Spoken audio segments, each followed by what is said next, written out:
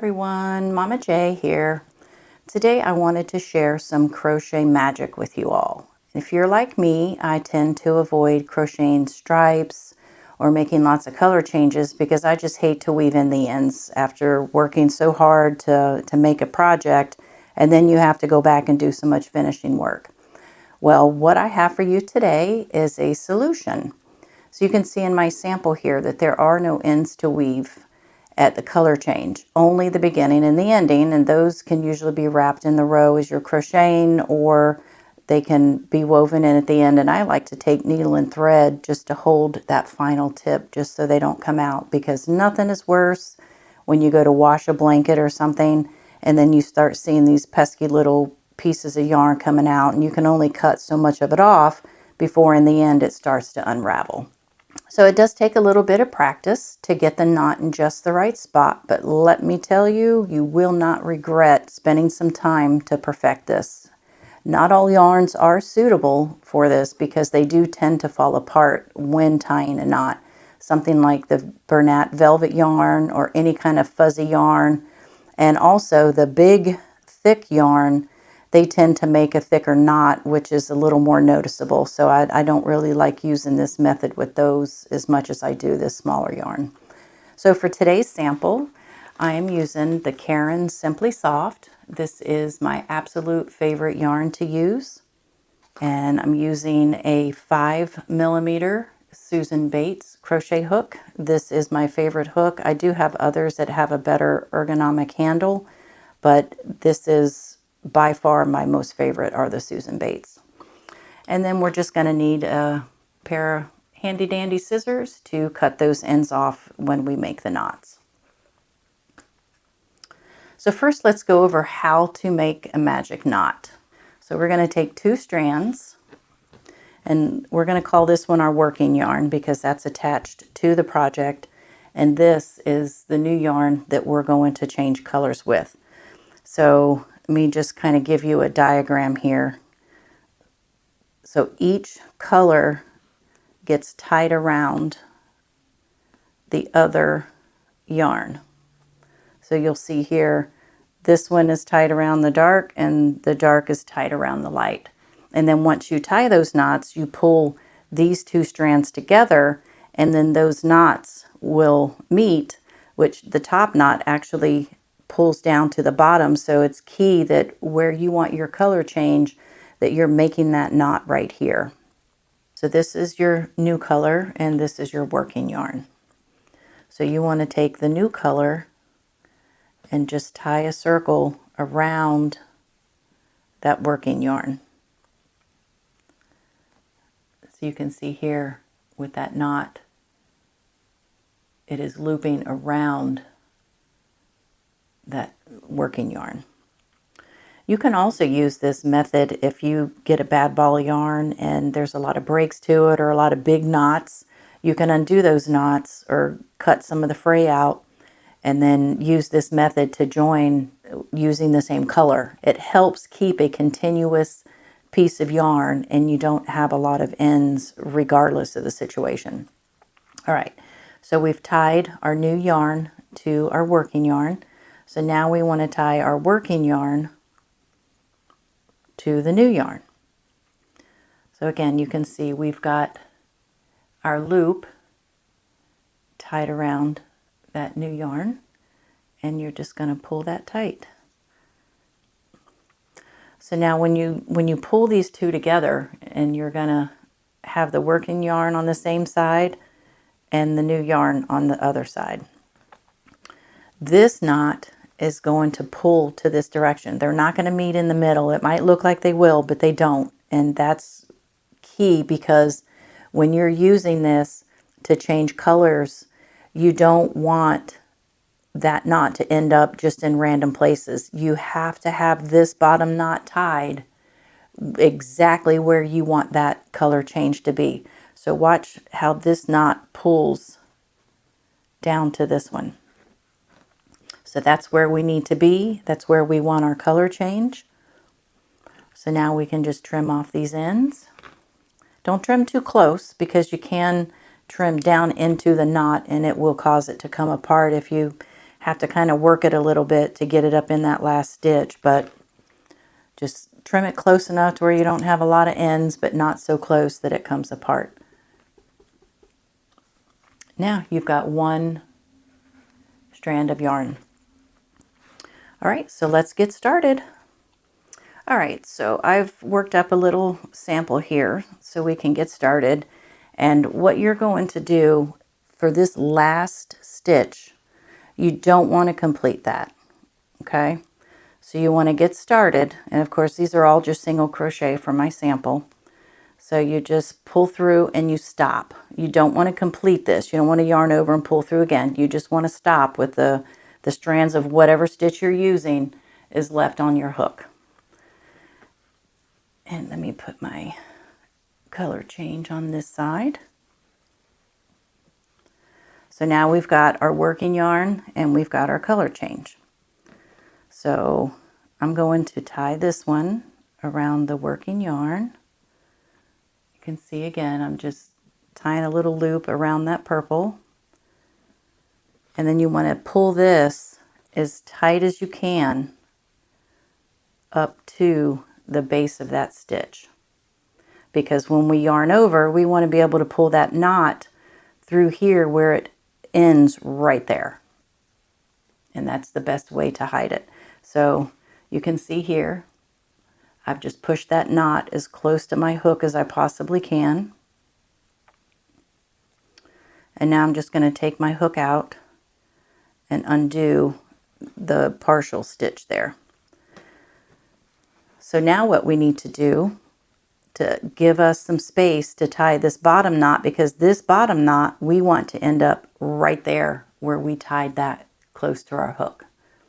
So I hope that makes sense, but I'll demonstrate that to show you. So what I'm going to do, I'm going to just hold my thumbnail there and just pull that up about an inch. You can go more, you can undo another stitch if it's more comfortable for you. Maybe in the beginning when you're practicing, that might be a good idea. But I've pulled it up about an inch. So when I tie this knot, this is where it needs to end up. Right there. So you're just going to go and you're going to tie this.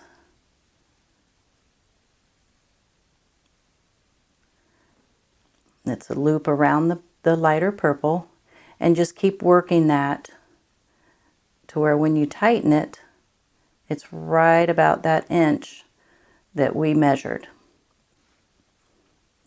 Because when you pull these two pieces, this knot is going to end up down here. All right, so we're going to pull our working yarn, and that's where it ends up.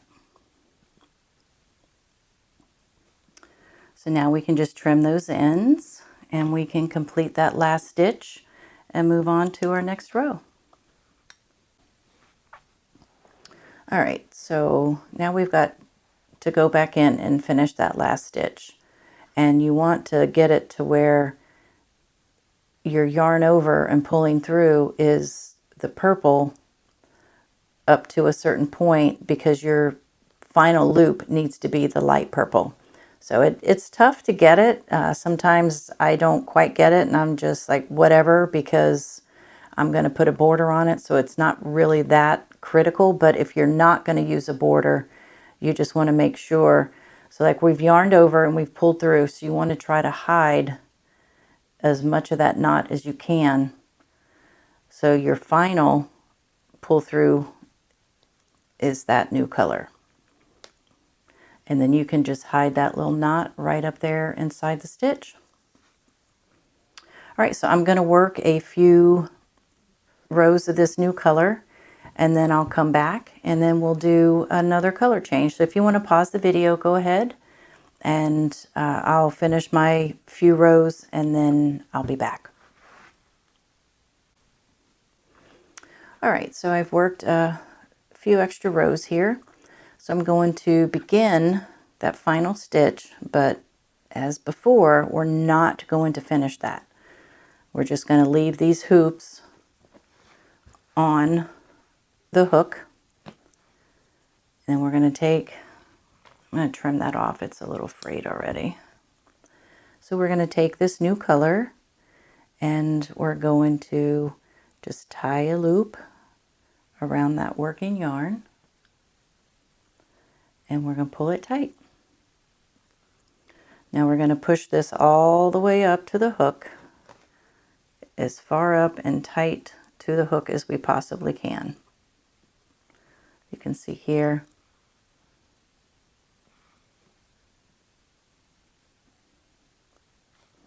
All right, so then we just want to let out these two and go back to that previous stitch just to give us some working room.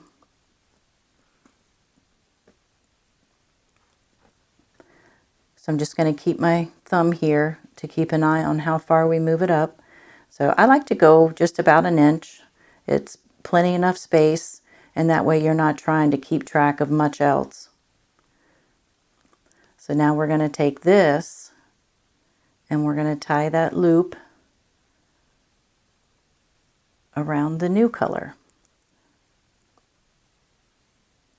You can see again.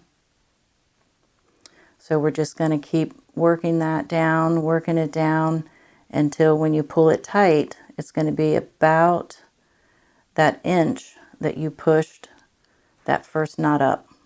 That one's a little less, but that's okay.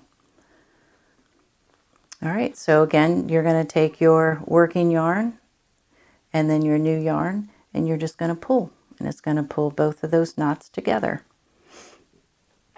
You just want to make sure they're good and snug because you don't want them to come apart in the middle of what you're working on.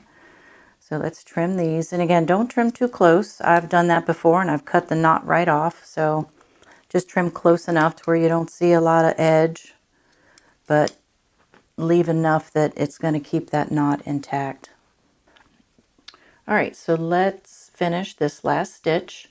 And if you'll remember, I didn't quite get the inch width, so I'm kind of holding the tension a little bit just to gauge and try to get this knot pulled up into the actual stitch as much as possible. That's the best way to hide that knot if you're trying to do that. And then we're going to finish the stitch off with that new color. All right, so I'm going to work a couple of rows with our new color change. If you want to pause the video and do a couple of these again as a practice, I'll come back and we'll do one more.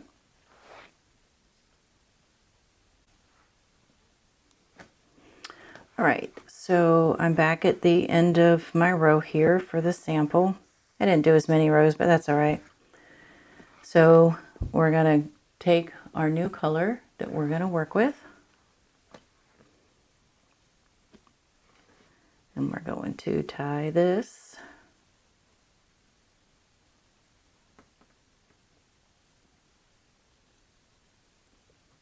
and just pull that nice and tight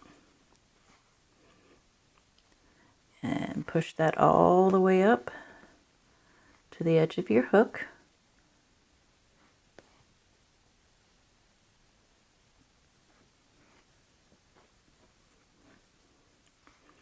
That's where we want the color change to occur. So that's where we need that bottom knot to end up, as we talked about in the other samples. All right, so I'm going to undo the parts of that, and I'm going to pull this knot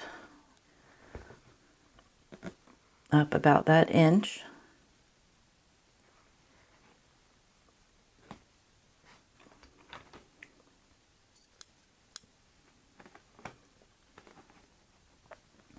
And I'm going to take my working yarn, the color that we're ending, and I'm going to put that loop at that inch mark.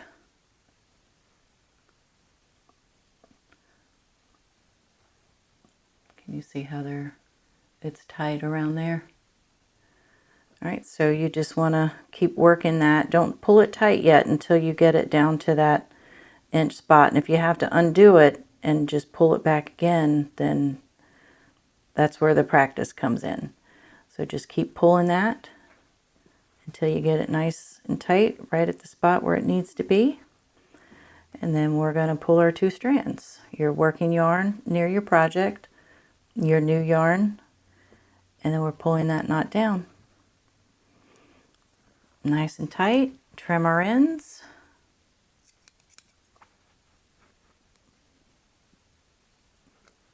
These are my old sewing scissors. They don't cut very well.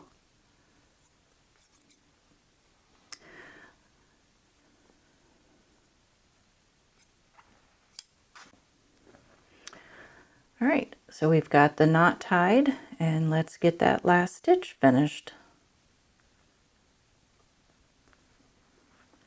And you want to try to pull that up into that previous stitch if possible. Just kind of work it around and then use the new color to pull all the way through.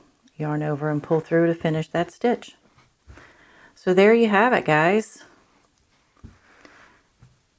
I have no ends to weave in. You can fill the knots if you really press down and look for them. But it's not something that's going to cause discomfort. You really can't tell if you're going to put a border. You don't have to be so careful to try to work that up into the other stitch because the border will hide it. But I hope this has been helpful for you, or at least save you a little bit of time finishing work for any project that you have a lot of color changes. So be sure to subscribe and hit that like button and the notification bell if you want to be notified when new videos come out. I do have a few demos already in the works, so be sure to check back. I've got this is what I'd like to work on next, and this is the block stitch. And of course, you know, I've used my magic knot to change colors because I don't want to have any ends to weave in. So thank you all for watching. Until next time, be good.